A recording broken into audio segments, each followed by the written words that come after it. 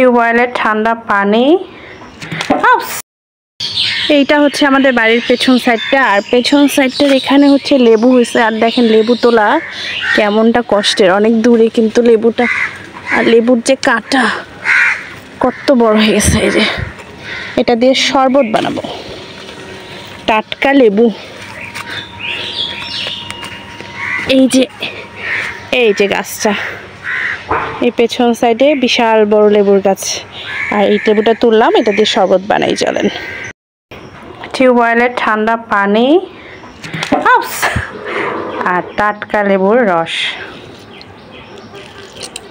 লেবুটা অনেক ভালো, অনেক রস,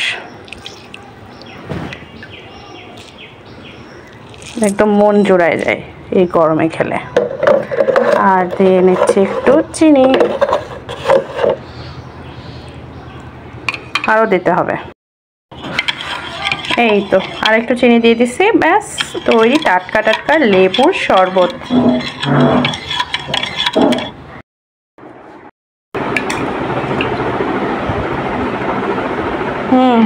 কেমন হয়েছে জারিফ?